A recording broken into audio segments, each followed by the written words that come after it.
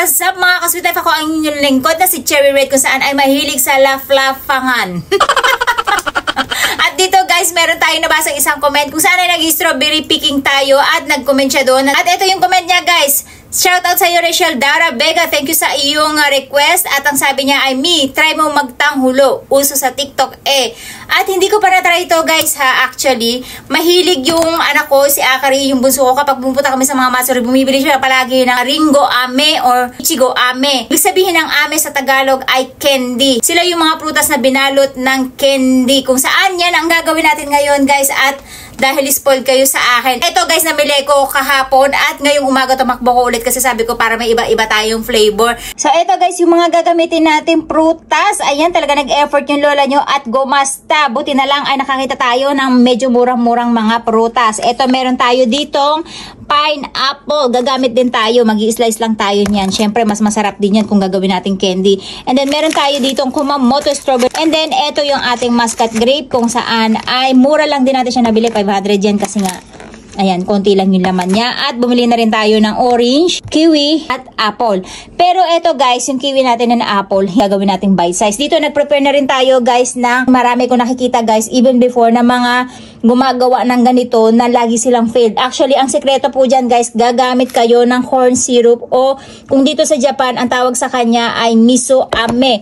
Ito po yun. Ganito po ang itsura niya. Mabibili nyo siya sa mga supermarket, miso ame. Ito yung ginagamit para makagawa kayo ng mga candy. Actually, ang dami ko nabili nito last 2 years ago kasi gagawa nga sana ako ng mga iba't ibang klaseng candy.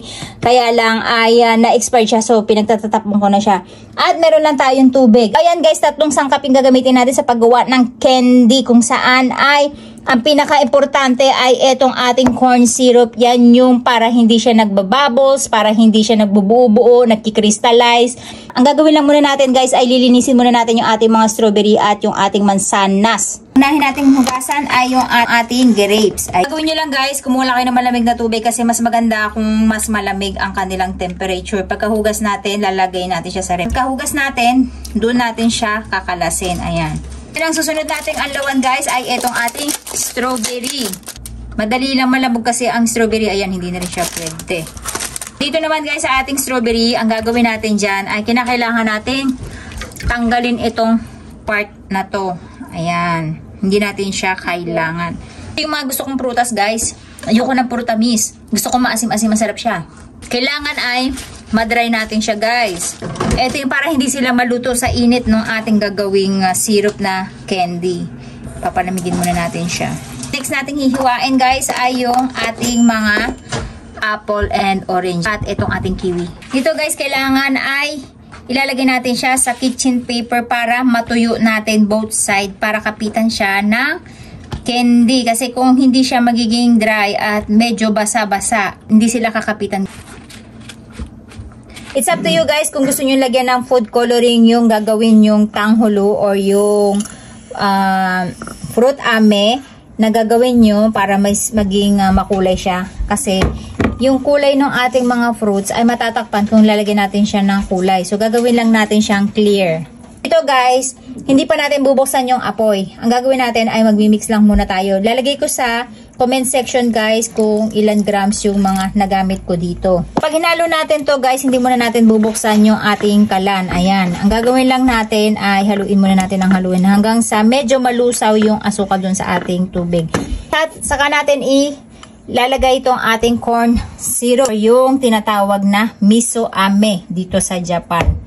Hindi pa bukas yung apoy natin ha, hinahalo pa lang natin siya na maigi para yan yung mag-blend muna siya bago natin masindihan yung ating apoy. Ito yung ating thermometer cooking kung saan ay binili lang din natin sa Daiso at alam nyo ba na pang 5 bili ko na to at hindi ko makita-kita yung mga binibili kong ganito.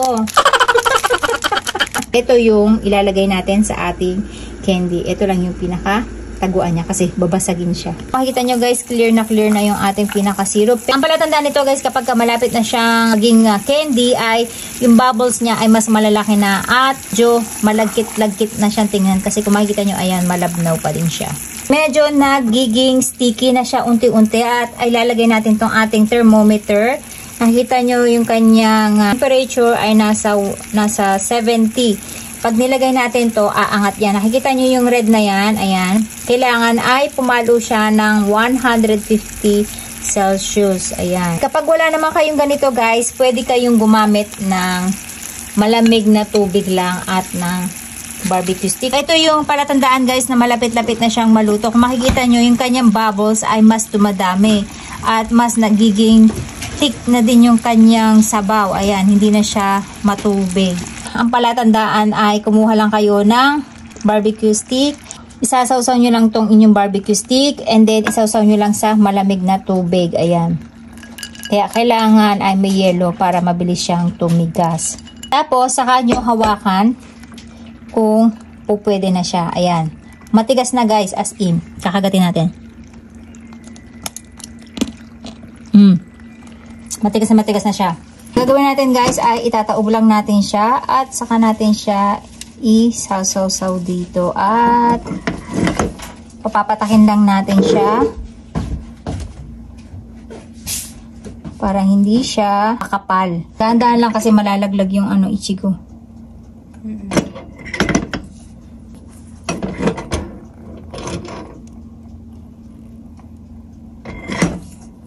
Mas maganda guys hanggang dito yung coat nyo para yung kanyang stick ay hindi basta-basta matanggal. Tapos putokin nyo lang yung bubbles kasi nagbabubble siya guys. Ayan. Kasi yung init niya sumisingaw. Uy. And then ang next natin itong ating grapes. Medyo tumigas na siya guys. Mabilis siyang tumigas. Ayan. So, dito guys, meron akong gustong gawin. Yung isa nating strawberry, gusto kong itry na gawin siyang gold. So, ayan, kuha lang tayo ng, siguro, aabot siya ng 3. Ayan. Para social, tatry din natin guys kung ano ang kalalabasan niya kapag ginawa natin gold yung ating strawberry. Ayan. At, diba? Yan yung ating gold strawberry. Tingnan natin kung ano ang kalalabasan niya. Ayan guys, napakaganda ng ating gold strawberry. Ayan, kitang-kita nyo ba? Tapos guys, ito naman yung ating mixed fruits kanina. Kung saan ay meron tayong pineapple, kiwi at yung ating orange. So, ang gagawin lang din natin guys ay ididip lang din natin siya dito. Ayan. At papapatakin lang din natin siya. Isusunod natin guys yung ating ginawang gold strawberry. Titingnan natin kung ano ang magiging lasa niya. Okay, ang social guys. Tingnan nyo guys, ang bilis no. Nag-crystallize kagad siya. Na guys, yung mga nagawa natin tanghulo kung saan ay nag-experiment tayo ng iba't ibang klase. At alam nyo ba guys, ang bilis niyang tumigas. Kaya ang ginawa ko ay nag-add ako ulit ng asukal at ng tubig para matunaw natin siya. Pero ito yung kinalabas guys. Yun guys, kapag wala siyang kasamang corn syrup, magiging ganyan ang kanyang kalalabasan. So anyway, ito yung iba natin ay na-perfect natin. Ito yung mga unang ginawa natin na tanghulu o yung kanilang fruit ame dito sa Japan. Sayang lang yung apple natin at hindi natin siya na-perfect. Pero the rest ay perfect. Ito kasi yung mga unang gawa natin. Ayan, kung saan makikita nyo, mga clear talaga siya. Turo ko sa inyo kung ano yung mga perfect at ano yung mga hindi natin na perfect, yung pumalpak natin. At kung makikita nyo guys, meron tayong gold dito kung saan ay itatry din natin. Mas nagiging elegante siya at mas mahal natin siya mabibenta once na nagawa natin to. Kasi medyo mahal din yung gold leaf. Ayan guys, ang ganda niya, diba? Hindi mawawala guys yung pagtikiman natin, ano? Ang unang-unang titikman natin dito guys, yung nag-failed natin. Mga in-experiment natin ng mga prutas, gumamit tayo ng pineapple, kiwi, at orange. Ako kapag ka mga festival guys, wala na mga ganito. Kung tutusin guys, kasi mas makukulay ito, mas masarap sanang ibenta o mas mabenta siya. Ang problema guys, wala akong nakikita nga to. Yung pala guys, dahil kumakatas siya. Dahil tumigas na yung ginawa nating unang syrup kasi guys, napakabilis niyang tumigas lalo na kung malamig yung panahon. At ang ginawa ko ay nireheat ko ulit yung ating asukal. So, syempre mag-a-add tayo ng konting tubig doon. At ganito na nga yung nangyari sa kanya guys. Nagkaroon na siya ng pag-aasukal kasi nag-add din tayo ng asukal. Nakikita nyo, pumapatak-patak pa siya kasi nga tatlo siya na walang balat. Yung pineapple natin, kiwi at yung orange, diba? Pero anyway, titikman pa din natin kung ano ang kinalabasan ng ating ginawa. Tadakimasu!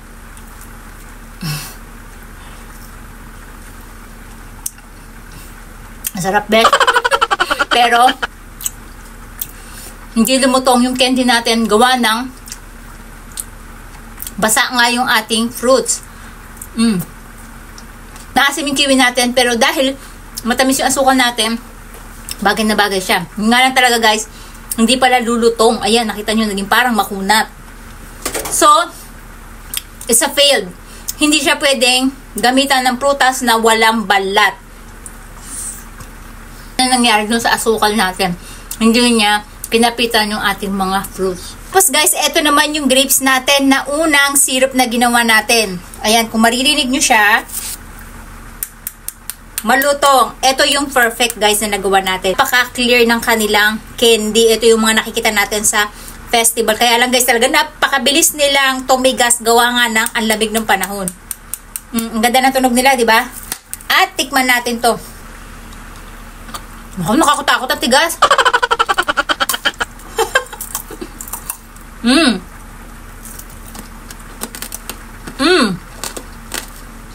Naging candy talaga.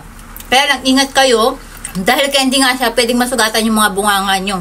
Kaya kailangan ingat lang sa pagkagat.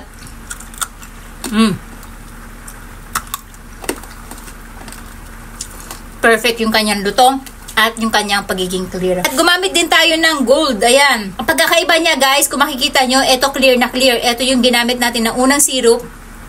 And then, ito naman yung pangalawa natin kung saan ay asukal lang at tubig.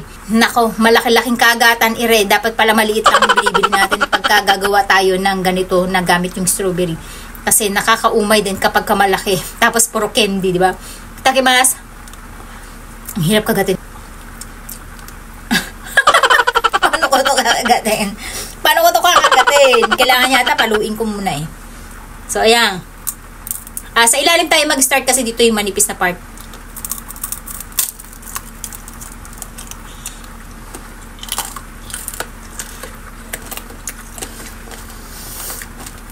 Bagay na bagay. Bagay siya sa strawberry guys. Alam niyo kung bakit? Medyo may pagkamaasim yung strawberry.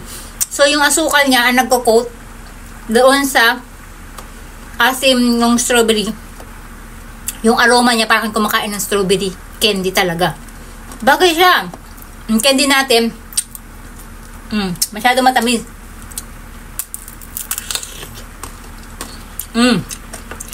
Kaya lang, pagka gusto nyo kumain ng strawberry na makarami, yung may ganitong coat, hindi talaga kayo makakadami. At saka rin, pagka bumibili na ito sa mga festival guys, hindi nyo nauubos kasi sobrang tamis talaga siya. Naririnig nyo? Yung candy niya talaga malutong. Ang next natin guys ay yung ating gold strawberry. Saan ka nakakita ang social ng strawberry candy mo? Dahil gold, 24 karat gold, kakainin mo lang siya. At huwag kayong mag-alala guys, edible yung gold na ginamit natin dito. Panggawa ko talaga to ng mga cake kapag ka nagre-regalo ko sa mga kapitbahay. Kasi pampasosyal yon. Ayan, tikman natin ang ating gold strawberry.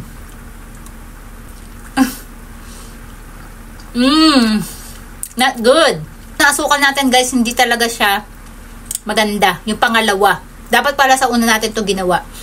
Pero kung ang ginamit natin syrup dito guys, yung unang-unang ginawa natin, mas maganda siya. Hindi siya tumigas. Kasi ang ginamit nating asukal dito ay yung pangalawa natin. Ngayon, itry natin tong ating apple. Nakita nyo guys, mapatak-patak. Kasi ang ganda niya sanang tingnan kung yung slice lang na ganito yung gagawin nating candy. Ang problema guys, kumakatas pala talaga yung kanyang katas ng prutas kapag walang balat. Anyway, tikman pa rin natin. Itadakimasu. Masarap pa rin yung sanas. Yun nga lang, ay yung asukal natin, sobrang tamis guys. Ayan, hindi ako nasasarapan sa kanya guys, kaya buti na lang isa lang yung ginawa natin. At alam nyo ba, huwag kayong nasasarapan doon sa mga nakikita nyo na pagkadami-dami nilang kinakain kasi sobrang tamis nun guys. Believe it or not, hindi nyo mauubos. Kaya si Akari, kapag bumili siya niyan, laging nasasayang. Nangyayari, binibigay niya sa akin pero hindi ko makain dahil hindi nga ako masyadong mahilig sa candy. Ayun, natatapon lang. Hindi ko siya bet kasi masyado siyang matamis.